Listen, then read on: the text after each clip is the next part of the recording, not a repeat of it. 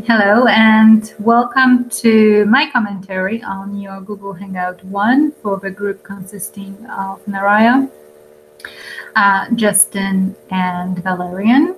Thank you for your session, Nahrya. Thank you for facilitating the first discussion. I'm glad that you didn't have any technical issues, and if you did, I did not see them. So well done out of the gate.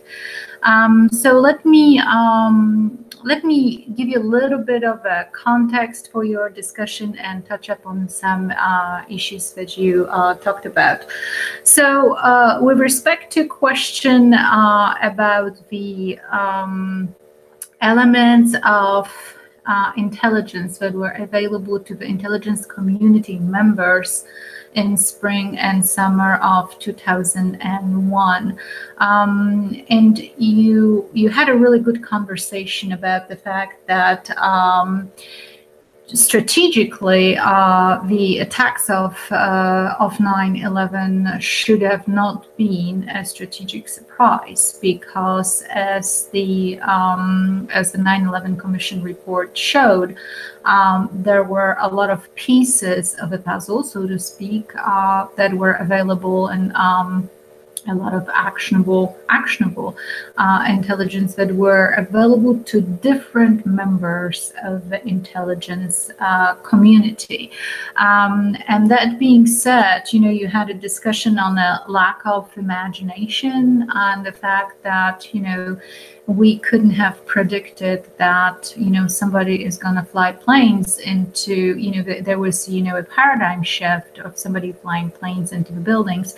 And yet, in your discussion, Justin, I think, brought it about that, we did have intelligence that in Arizona, there were flight schools that had people learning to fly commercial aircraft. And you might not be aware of this, but in the investigation post 1993 World Trade Center bombing, the very first one that happened in New York, in the aftermath of those investigations, and keep in mind at that time, the intelligence process was within the framework of intelligence structures in the United States. So FBI was conducting the investigations on that event, and FBI, not having historically a function of being an intelligence agency, approached it with a criminal intelligence perspective. So they were following leads, and they were conducting criminal investigations. However, if you are looking at the intelligence process as it works within the foreign intelligence, where historically, the oversight of the CIA, there were a lot of indicators that were not integrated into what FBI was doing domestically. And specifically, there was so-called Virginia plot that was cooked by participants Khalid Sheikh Mohammed and Ramzi Youssef, and also other perpetrators of 1993 plot. And the Virginia plot was to kidnap Boeing commercial airplanes and blow them up. And that plot was foiled, and there were subsequent arrests in the 90s on the Virginia plot. So even at that point, when you're thinking about the fact that we couldn't possibly have an imagination to conceive of such threat, there were certain indicators, yet they didn't reside in that part of the intelligence community that was actually conducting the criminal investigations on 1993 World Trade Center bombing. It was a separate case. So that really underscores how, there was this competitive intelligence process by intelligence agencies prior to 9/11. And I have to, with respect to your entire discussion on on domestic versus foreign intelligence. I think Nahrya said something about a question number 2. We all know what's the difference between FBI and CIA, so I'm going to move on. And you did not really address any of those issues of historical underpinnings of domestic intelligence collection versus foreign intelligence collection. So I want to spend some time to give you a little bit of context, because I don't think you really elaborated on that, and you sort of glazed over it. But it's very important for anchoring our discussion in Homeland Security intelligence, as we're going to be talking about this semester. So I'll start by taking you back to the very first notion of terrorism as we understand it in modern history. Terrorism was defined coming out of the French Revolution in 1789. It started with the abolishment of monarchy in France. So the late 1700s, France was the only country in that region at the time that said, off goes the king and off goes the queen, cut their head, and we are going to create a system that is based on liberty, equality, and fraternity. Those were the 3 ideals of the French Revolution. So people took to the streets, they opened the big prison called Bastille, let all the prisoners out, and started a new political system. The problem with that was that from the very, very first moments of the revolution, revolutions are great, but after that, what?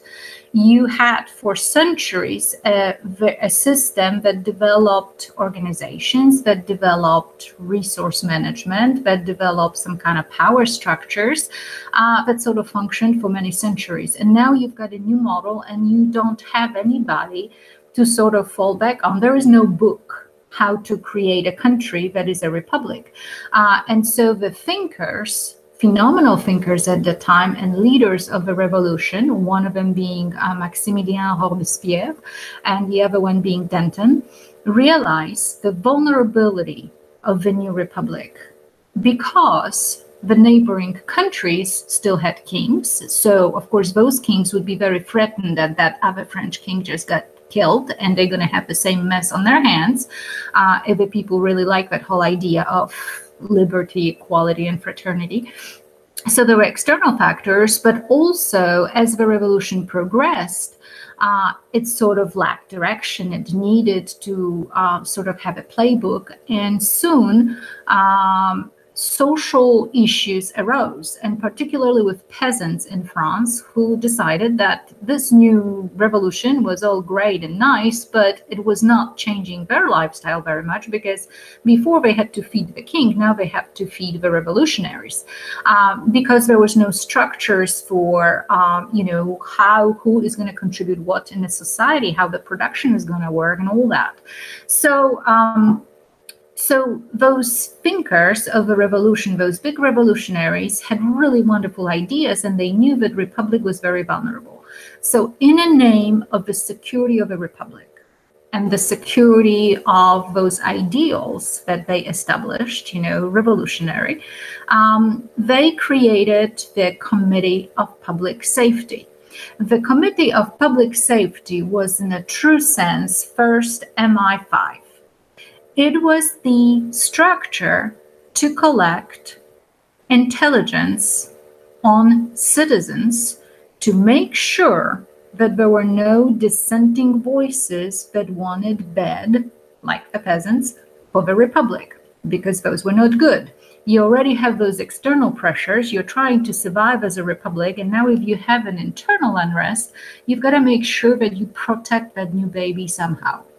So the Committee of Public Safety had a mission of sort of, liquidating any possible threats to this new republic, which meant that they would send people to associations, taverns, pubs, meetings, intellectual discussions, and they would have those representatives undercover, so to speak, listening on conversations to get a pulse of what the public was doing and saying.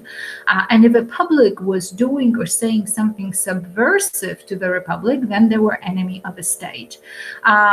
Regardless of motivations, obviously, those enemies of the state were dealt under through the so-called law of suspects. And law of suspects said if somebody is suspect that they're saying something bad about the republic and how it's not working, for example, then they need to be put on trial because they are a threat to that national security.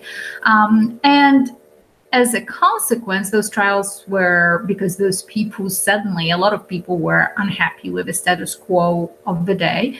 And suddenly those courts lasted one day because there are so many of them, so many of those hearings, and people who were suspected were ultimately, for most part, accused and summarily sentenced to death by guillotine. And dozens of thousands of people in a period of 4 years during so-called reign of terror in France were executed by the guillotine. And there was this concept of terror and terrorism that was being born.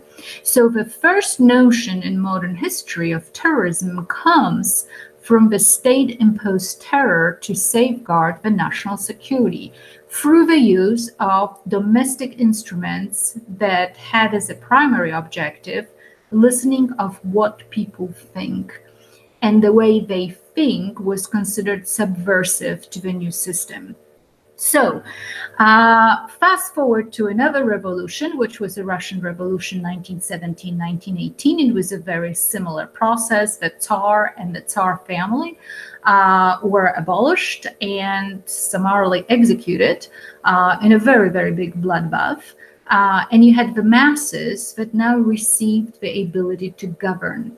However, there was no playbook, not very successful from the French Revolution, how those masses are going to govern. So obviously, again, the nobility, the landlords, all the people that were in privileged positions during Tsar were now enemies of the state. And the focus now of security apparatus within new Russia, so to speak, was to catch those elements and make sure that they don't disturb the integrity of this new Soviet Council of Republics, so to speak, that came in 1922.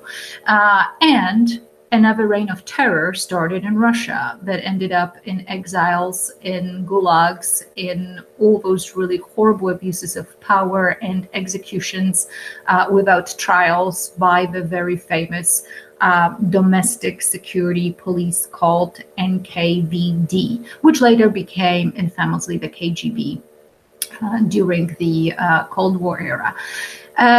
So fast forward to more modern times, you had Germany after World War II being divided into West and East Germany, and East Germany was under very strong Soviet dominance, and they established that, you know, obviously they had all those Germans that wanted to go to the West and join their families, and they were dissidents and they had bad ideas because they wanted to be on the other side of the wall. So those had to be monitored very closely. So there was this apparatus called Stasi, which was a domestic internal security intelligence agency that was making sure that those elements were not subversive and that they were being silenced properly, which meant, of course, trials, abuse of power, and executions, and the total distrust in the society because of all those intelligence mechanisms working. And certainly during Shah, before the Iranian Revolution, we supported Shah Reza Pahlavi, and he kept sort of the order in his country and any dissent under check through his internal intelligence and security apparatus called Savak. So obviously we know how this ended. It ended in the Iranian Revolution. So, and Reza Pahlavi being, exiled. By the way, in French Revolution, Maximilien Robespierre and Danton, both heads of the Committee of Public Safety, eventually became executed as well. So if you look at the historical context, whenever a nation implemented intelligence practices to spy on its own citizens, it amounted to abuse of power, abridgment of civil liberties, undue processes that were, what we would consider in our terms illegal, and consequently, it was a chilling effect for what we would consider modern democracy. So coming out of the Second World War, the United States, being a new child on the block and developing its intelligence apparatus, did not want that, obviously, because history told us that it's not a good thing. Forget MI5 in England for a while, but historically it's been documented that those internal intelligence mechanisms foster abuse of power and abridgment of civil liberties, and we didn't want that. So we created that very, very strong line of separation between what we considered intelligence processes against our enemies that were foreign, and that was given to the State Department, it was given to the CIA, operating outside of the norm of American Constitution, because CIA, looking at a foreign national in Iran or Saudi Arabia or Germany or Russia, in no way was constrained by the Fourth Amendment in collection, in surveillance, or in any of those issues. Now, FBI was given a very small sliver of that intelligence function, which was looking at domestically, but looking at foreign individuals in the United States. So FBI had an intelligence function, but only with respect to foreign individuals. Only with respect to foreign individuals that were acting on American soil, and in that context. That meant spying on diplomats of foreign governments who, most of them are intelligence officers of other countries. So obviously, and they are not protected by the US Constitution. Looking at foreign businesses in the United States to make sure that they don't engage in the acts of espionage and theft of intellectual property. And, other aspects that related to bad actors that were foreign on American soil. With respect to domestic intelligence gathering, we did not have, with the exception as Treverton discusses the COINTELPRO and, some of the McCarthy times and the Red Scare, we did not have an involvement of a domestic intelligence agency in spying on Americans. So this context is very important to understand how the intelligence community sort of what it was focused on during the Cold War and coming out of Cold War in the 20 years prior to 9/11. Very simply, FBI being a law enforcement agency tasked with criminal investigations with a very small foreign counterintelligence component. And then, of course, the entities and case officers from CIA, not a law enforcement agency, operating under totally different premises than the criminal justice system in the United States. And so add to this an historical animosity between the two agencies that dates back to their forefathers for Office of Strategic Services and later, what led to CIA. That was William Donovan and Edgar Hoover, on a part of the FBI, on a domestic field. Those two men never ever saw eye to eye, and they considered their agencies very, very distinct. And nowhere should those two mountains meet historically. So there is an organizational culture of lack of sync between those two agencies. And that's sort of one of the, pretty much big aspects of why the intelligence wasn't shared, why it was very competitive, why those turfs were separate. But again, I bring you back to those constitutional constraints, because that is a very important aspect of our national security landscape coming out of World War II and having a very, very young intelligence community. So that's as far where this distinction between FBI and CIA comes to play later for us in our policies that we developed post 9/11. Certainly post 9/11, there was nothing in our domestic structure that could take that domestic intelligence role.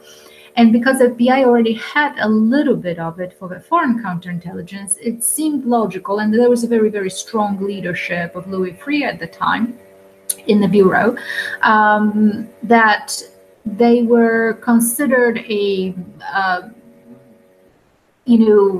good enough to take over that function and grow it.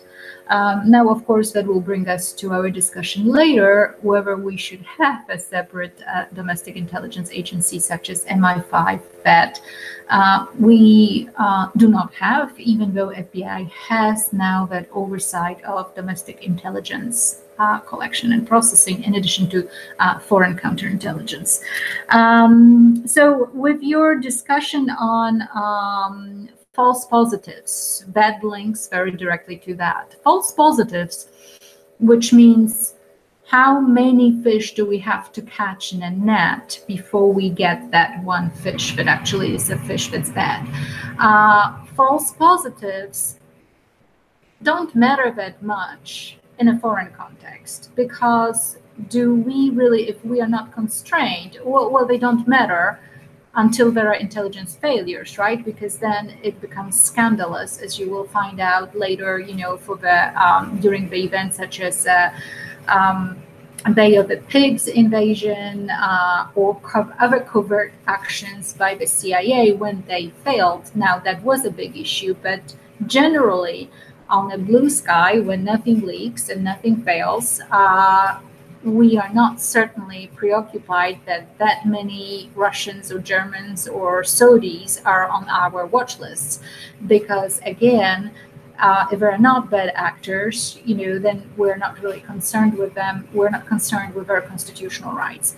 The false positive issue becomes really relevant only in the context of our domestic intelligence activities, because then you are coming against, again, constitutional constraints. And Valerian, I think, mentioned with false positives, the issue also becomes of overwarning, and multiple warnings tend to have a numbing effect, and you have a hard time concentrating on what's truly relevant.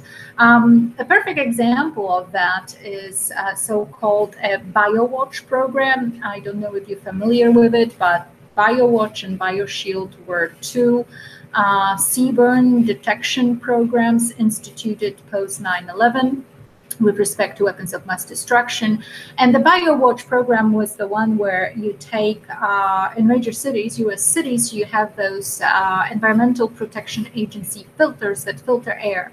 So their job now was enhanced by monitoring air for biological, chemical, radiological, nuclear yield type of elements.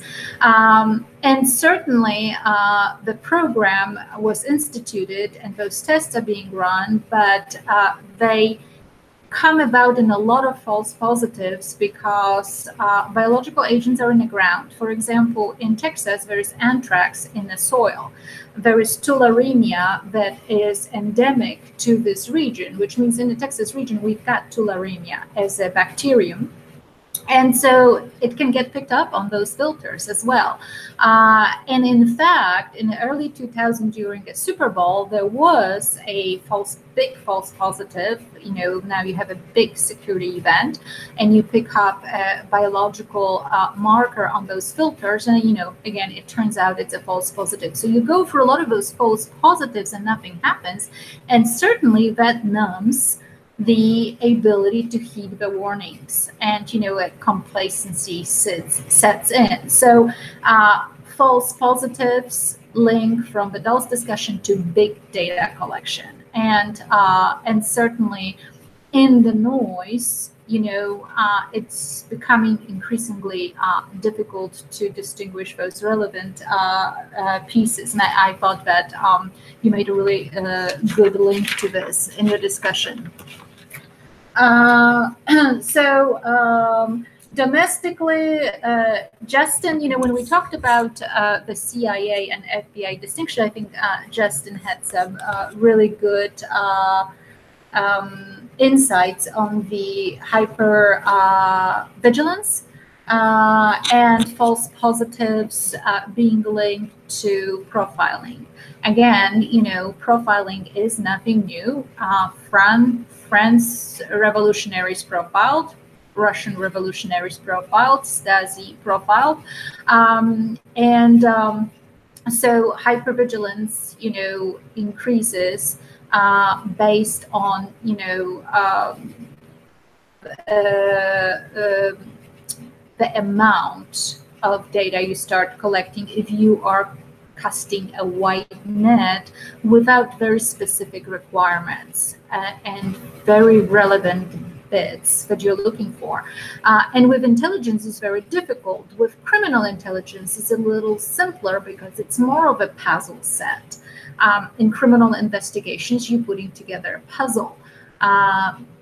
Whereas, you know, in chasing intelligence, things that have not happened yet, you are looking for anything and everything. So it's really a lot less specific. So you end up with those big databases. And I can tell you, when I worked for the Bureau, I saw the development and establishment of Terrorism Screening Center. And the Terrorism Screening Center will have, you know, 100,000 entries of people possibly suspected or flagged for possible terrorist affiliation in the United States. Now, what do you do with it? The data is there, or the data are there, but it's the requirement. It's what are you actually looking at that's really relevant. And this is important to keep in mind when we get to this week's discussion on the intelligence cycle, and specifically how information becomes an intelligence product, going through all those different steps, starting with requirements. And requirements as the first step are really critical. What do we need to know?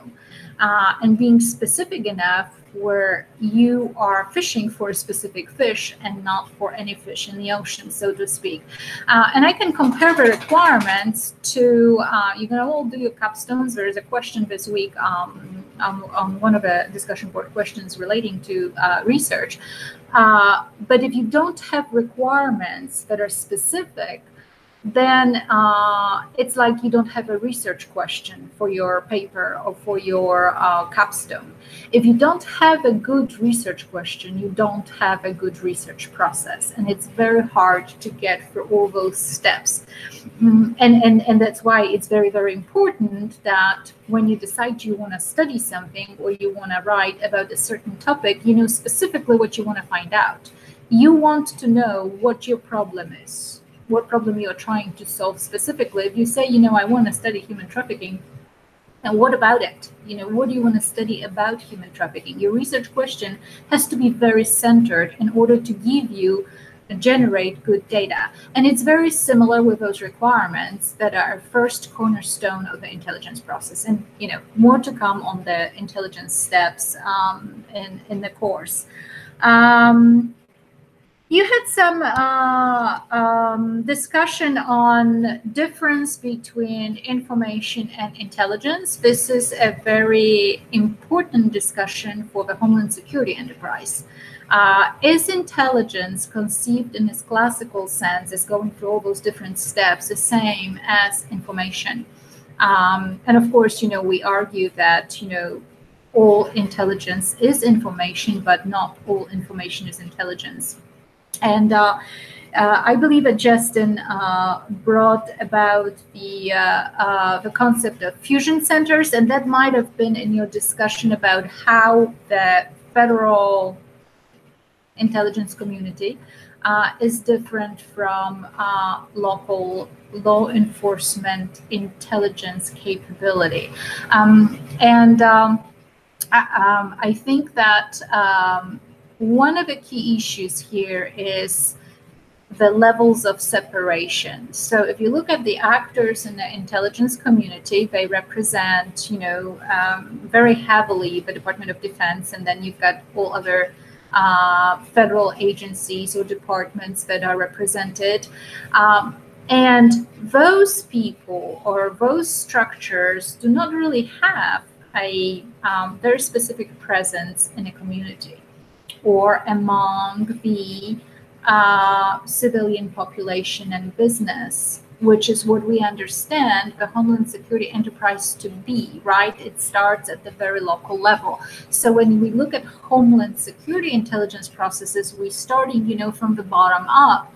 When you're looking at the intelligence community, it's very federalized.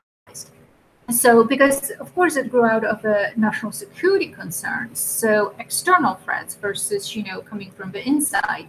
So now we are in a paradigm that we're at that community level, and is the role of a police officer that of, law of a suspect type of actor that goes and, investigates the things that have not happened yet.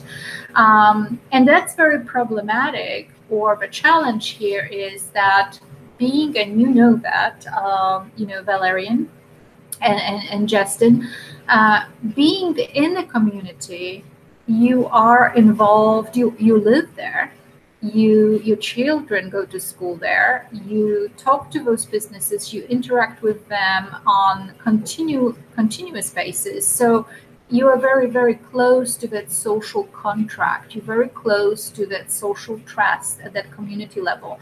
The intelligence gathering almost violates that social contract for intelligence purposes, not criminal investigations and, getting your leads and stuff based on probable cause. But all those, if you hear something, tell me about that and tell me what your neighbor does and, things like this, or suspicious activity here and there. So if at the top of that you have federal agents who come and investigate based on false positives within a community where you single out something being a local law enforcement, then if it is a false positive, then again, that trust is broken. And you can see that very clearly at the, if you take the issue of immigration, for example, and this much contested concept of, removal operations and federal agents or ICE coming into communities, there is a very strong resistance to that because local law enforcement does not want to do that job. Local law enforcement does not want to be in business of checking immigration status of people because those people live in those communities, and the law enforcement has a little bit different mission. So you have that federalism on one side and the local on the other. And those two different perspectives, when you look through the prism of intelligence, create a set of challenges, especially if you're talking about secrecy and covert operations. So fusion centers, however, are a way to sort of have the requirements, so to speak, some strategic requirements, what to look for in your community, right? Suspicious activity reports. And all those different components at the local level come together and share information and then feed it up to the Fed, and then the Fed analyzes it, and then it comes back as an intelligence product. Now, there's a lot of discussion about the effectiveness of fusion centers, and we're going to talk about that. But in reality, fusion centers also have problems with what's their value to the specific local agency. So if you are given a clearance and you're in a fusion center and you cannot go back and share with your parent agency that sent you because of classification and need to know, and you've got that intelligence process, then it becomes increasingly difficult for those local agencies to justify those resources, especially if the agencies are small. Obviously, Houston Police Department can, being fourth largest or third largest in the country, can justify those kind of logistics, but small, anywhere America police departments or sheriff's offices might not be able to support that activity. Also, remember, fusion centers are within the all hazards approach, and there is this ongoing debate: are they truly working within the terrorism threat landscape, or are they really good for overall hazard management, risk management, and dealing with disasters, and actually providing criminal intelligence at the local level for other purposes? And so, that's an ongoing debate, but that's definitely at the local level the effort to take this very fragmented local law enforcement, because based on our history and constitution and stuff, it's not a nationalized system, and sort of have them do what those intelligence community members did not do prior to 9/11 among themselves at that higher strategic level. So let's see. You had some conversations about very much about tactical issues and terrorism and so on. I'm not going to comment on that. Secrecy. Of course, the problem with intelligence is that, again, it is in order to be actionable, some classical theories argue that it has to be safeguarded, right? It has to be secret.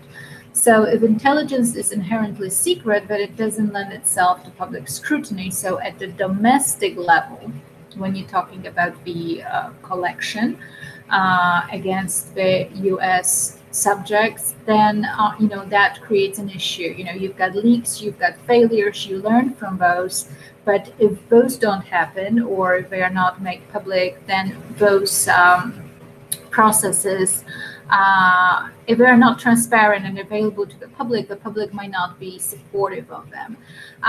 And I'll tell you that, when the processes are not transparent, then a lot of conspiracy theories emerge. And I have an example from the plane that went down in Russia. It was a Polish plane in April 2010. The plane off with the Polish president and the many heads of state, big leaders at the, economic leaders, military leaders. It was a 99 plus people plane full of dignitaries that was going to Russia to participate in a commemoration of mass massacres against Polish officers during World War II by the Russians. And obviously, the Russian president wasn't very welcoming of that, so they were landing on at the small airport, and they crashed. And because the Russians did not allow Polish investigators on the scene, because there was a lot of secrecy to the processing of the crime scene, to the black boxes being located, to the content of black boxes and all that, up till now, so this is now 9 years, nearly 8 years, there is this huge conspiracy in the Polish society that really divides Polish society in two. Those who believe that it was the Russians that downed that plane because the Polish president was very anti-Russian and anti-Putin. So obviously, the conspiracy theories are supported when there is a lack of transparency. And the public trust in its social contract is also broken.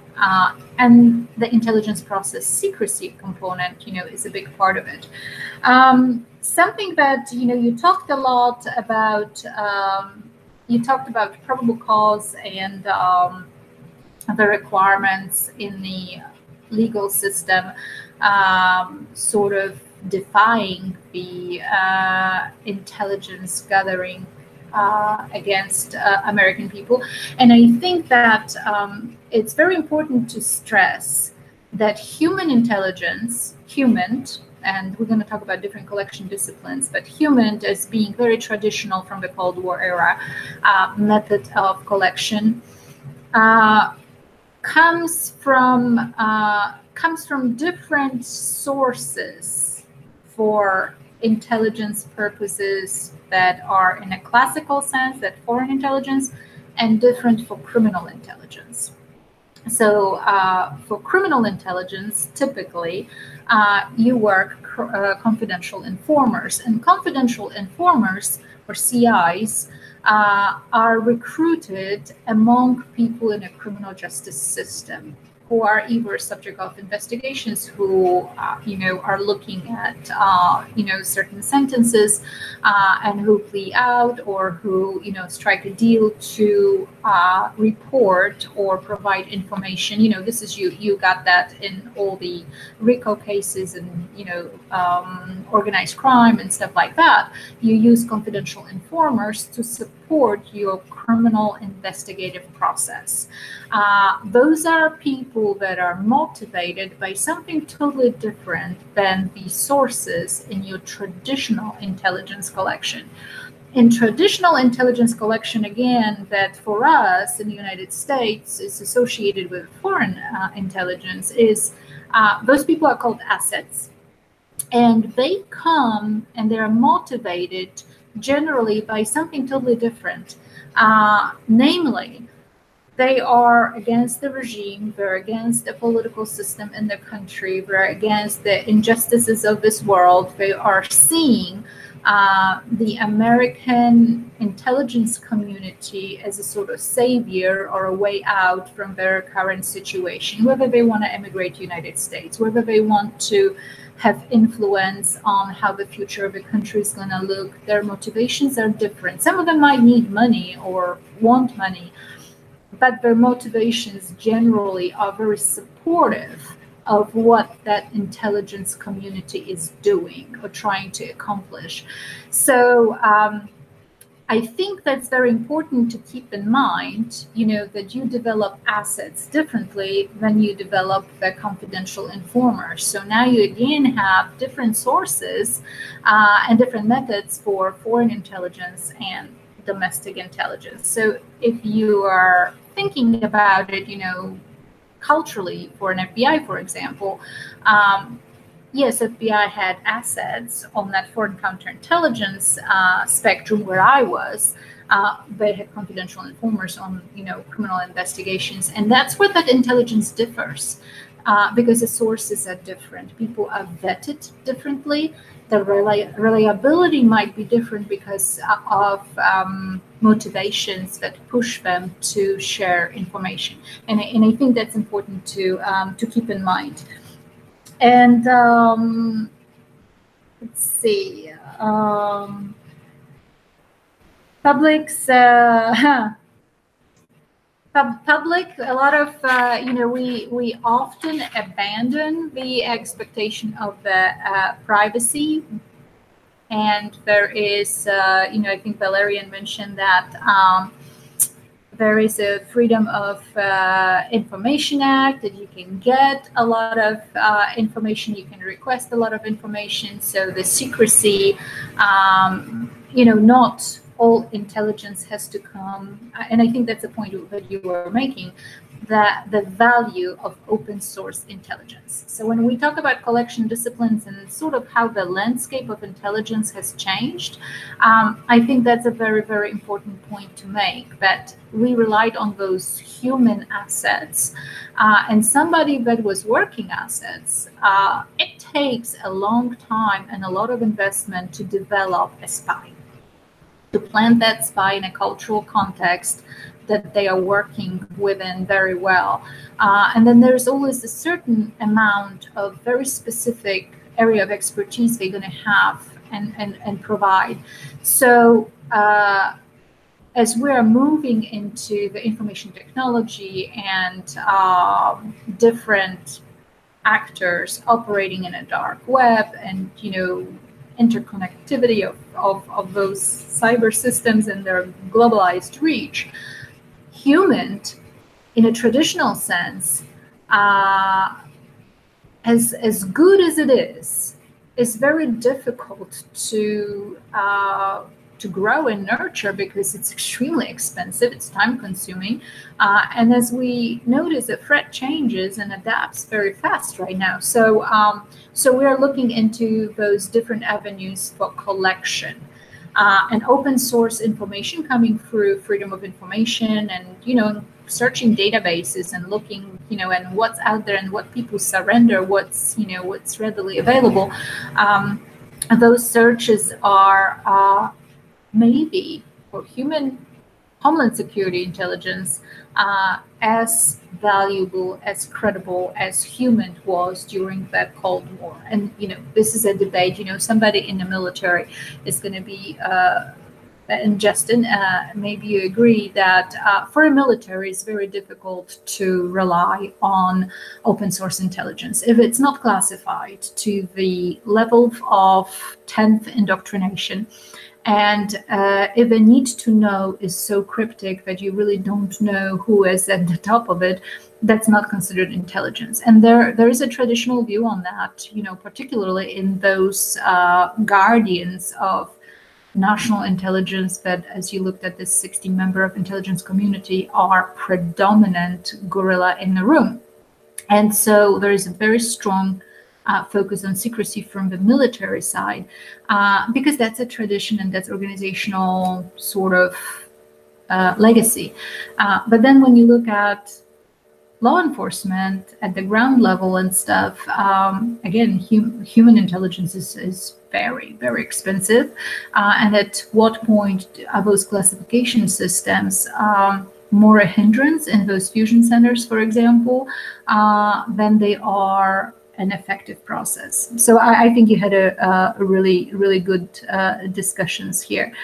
How do you measure the value of intelligence? What's a pound of intelligence worth? You had a debate here on, I think, utilitarian collective good versus individual good. And, that's an open question. Do you sacrifice the rights of private individuals for a collective? Or is it that when you sacrifice the rights of one individual, you actually creating a slippery slope in giving a government a mechanism to justify, certain invasions? And so, is it 2 or is it 10,000, or does it matter? I don't know if it was Valerian. Yes, I think Valerian, you mentioned something about, as you talk about that slippery slope and moving the envelope, you talk about something that I call a boiled frog syndrome. You mentioned Nazis, and the way Nazis were indoctrinated into their cause was by the fact that they were not themselves affected, right? So we are all agreeing that, at some point, some civil liberties can be sacrificed for the common good, as long as they are not ours. And as I lived through the martial law, and which was very traumatic time in my youth in Poland, I have experienced warrantless searches and raids by the military and during the martial law in Poland. And I'll tell you, that is something that will make you appreciate civil liberties, for the rest of your life. And so it might be living in the reality that we didn't have domestic intelligence services. Here, people are sort of naive about what happens when your civil rights are violated. But with the Nazis, so with the boiled frog syndrome, and you probably heard that, is if you throw the frog into the boiling pot, the frog's going to jump out. There's a temperature shock, right? And the frog knows it's going to get cooked, so it's escaping. But if you put the frog or frogs in a pot in lukewarm water, and you very, very gradually increase the temperature, the frog does not know that it's being boiled, and eventually it dies. So it's that slow incremental process of erosion of civil liberties that we get concerned with. You know, where is that line in the sand, so to speak? And certainly, you know, there is the issue of proximity to the event. Certainly, as you are coming out of 9/11 on September the 12th, and we are, you know, in an anniversary today, on September the 12th, you are a lot more willing to surrender your civil liberties. But on September the 12th, 2008, you know, that might be a totally different case. So certain processes, you know, Patriot Act and so on and so forth, certain policies might need adjustment or revising with respect to that. But Valerie and I thought that the Nazis example is a very good example, as long as it didn't concern them. Slowly, you know, everybody became they became part of a machine, and when they wanted to go against the grain, it was too late. Because at that point, the apparatus was so strong that any defection was impossible. It is extremely difficult to defect from the terrorist organization. It was extremely difficult to defect from Nazi organization once it was in place.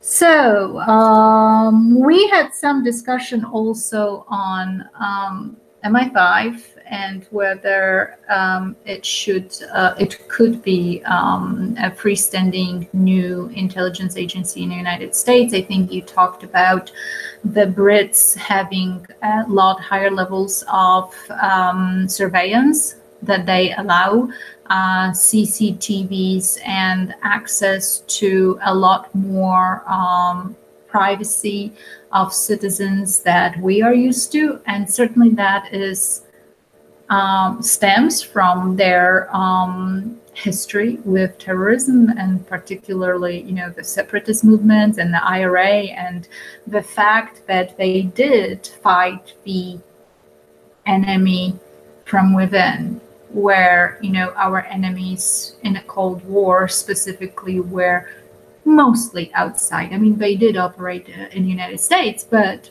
you know, generally we were more concerned with them coming from the outside. Whereas for the Brits, it was a little bit different, because they lived with it, you know, within their domestic environment. And when you take the British and the Irish, you know, culturally, there is a little bit less distinction, you know, language-wise and all that, than between the Americans and some actors that are coming from, for example, Middle East. So pros and cons, the domestic intelligence agency, keep those thoughts going over. Certainly, we might have a consensus that it was much less difficult to establish a domestic intelligence agency on September 12, 2001. And at that time, FBI was in the hands of a very good director, FBI Director Louis Freer, and, you know, he assumed for the FBI that larger increased role of domestic intelligence, in addition to foreign counterintelligence that the FBI historically had. And so it didn't happen.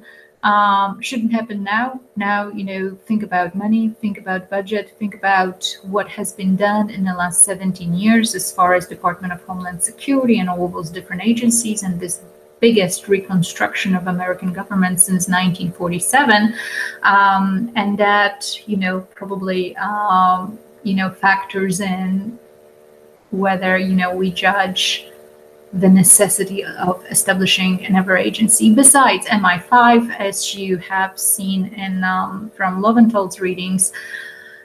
British people did not know about MI5 until the 80s, so it was extremely secretive component of intelligence services in the UK.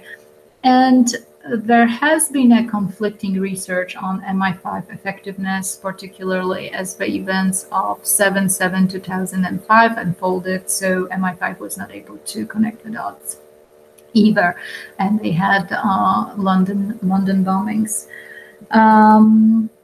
I think that Justin might have talked about the DHS needing to strengthen its analytical capabilities, and I'm glad that you mentioned the analysis.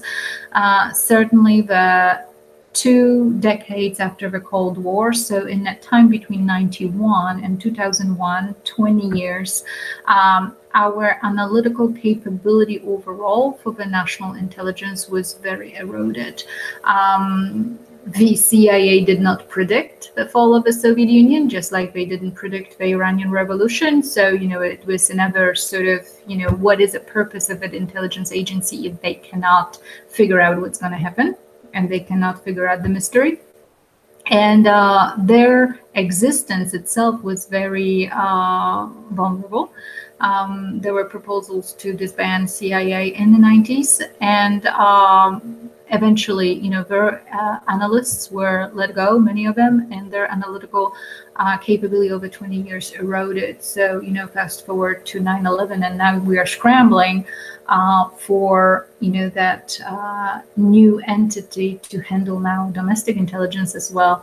And our foreign intelligence was sort of in apathy for 2 decades. So those are sort of, things that we have to contend with when we are assessing the current intelligence landscape.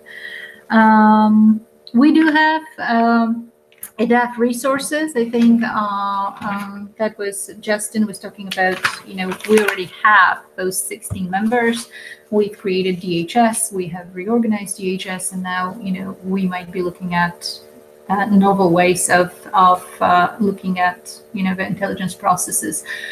Joint intelligence, how would it work?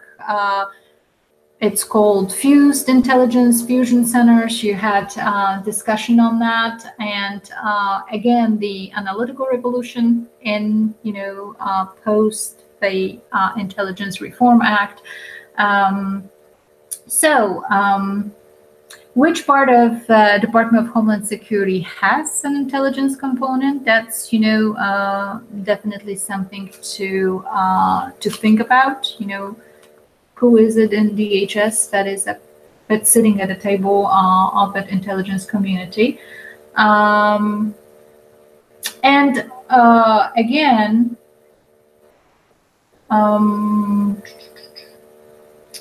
I think that traditionally, you had a lot of discussion, particularly with Valerian being in local law enforcement, about criminal intelligence. And we are going to discuss intelligence-led policing later in the semester. So, we're going to have an opportunity to talk about that model and strategy of policing that came from the UK, of course, not coincidentally as well. Justin, you had again a discussion we're going back and forth. Some of those questions were linked on liberties and security, methods being invasive, and particularly when we are casting big nets, involving our devices and cell phones and so on and so forth. And do we have a say-so in a trade-off? Do we have a say-so in a trade-off, or is the time to look at the trade-off gone? I think that was a very challenging question. It was, I think, Justin, you mentioned that.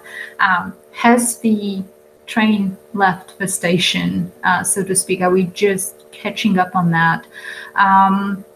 I encourage you to think about those as you are watching, congressional hearings and, FISA issues and foreign intelligence surveillance court that are unfolding in our political discourse right now. And the last thing is, when you ask about, do we have a role in that?